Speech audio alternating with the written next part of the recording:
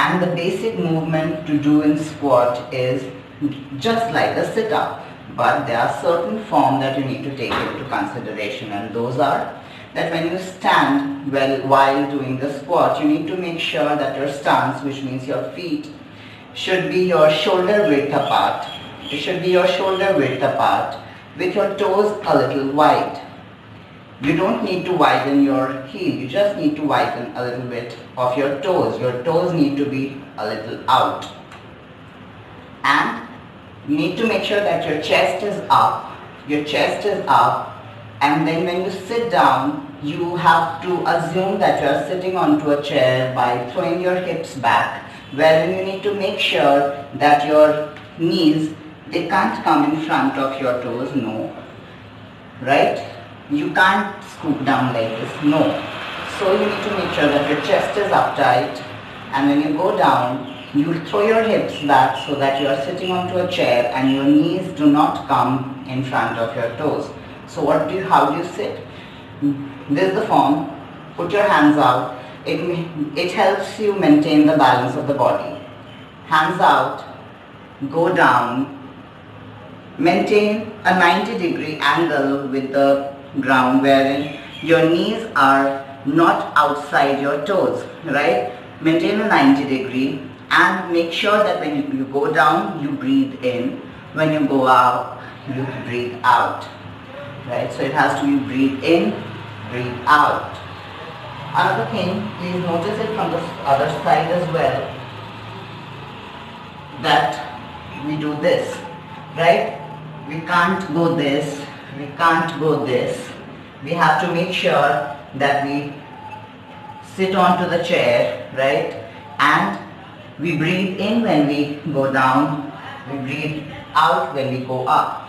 There's one more important thing that we need to make sure, that whenever we see a beginner doing a squat, we see that when people do squat, they tend to move their toes. This is a wrong movement. You cannot move your toes. You have to make sure that your entire body weight is taken care just by your foot. So your foot has to be flat onto the ground.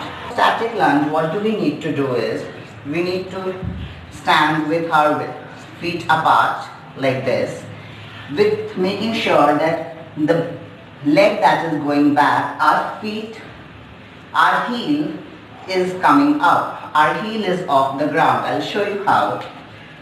Our heel is off the ground. So what do? We make our feet apart, make our legs apart, go down. Here also a lot of people throw their body in the front and put their knees in front of the toes, which is the wrong position. It will actually cause injury into your knees. So how do you need to do the correct form? You need to come like this, make sure that your chest is uptight again, and you don't move down through your legs. You move your upper body down, making sure that your leg in the front forms a 90-degree angle with the ground. So your thighs are parallel to the ground, right? So this is what you are supposed to do. You can also do it like this. You can do it like this. Whichever form you feel that your body is comfortable in. You just need to make sure that when you come down, you breathe in. When you go up, you breathe out, right? So let's start. You have to go down while breathing in, go up while breathing out. Back and also our biceps. But right now what we are trying to do is only based onto our chest muscles. So how do you achieve a correct form? First, I will tell you how to do it as a beginner. So as a beginner, you need to make sure that you stand onto your knees first, go down, make sure that your hand is into the line of your shoulders, right? Into the line of your shoulders. It cannot be wide. It has to be in the line of your shoulders, and your body forms a straight line, hips a little down, than your shoulder line, and you come down and go up.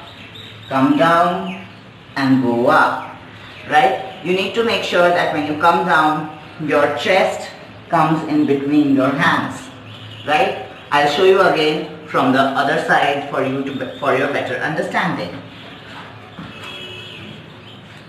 right? You have to do it like this.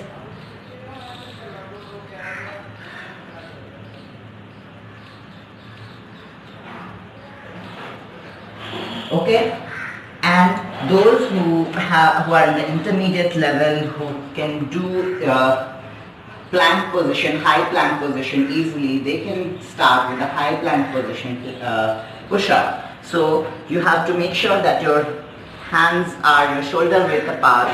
Make sure that your palm is open. This helps to achieve more good muscle onto your pectorals. And this is how you go, wherein you can't drop your head, you can't do your head like this. So your body has to be into the neutral position, your head into neutral position, your shoulders and your spine needs to form a neutral position, and your hip a little down than your shoulders. And then what you do is that you come down and come up, come down and come up. In the entire movement, your spine cannot droop down, right? You have to maintain the position of your spine throughout the exercise.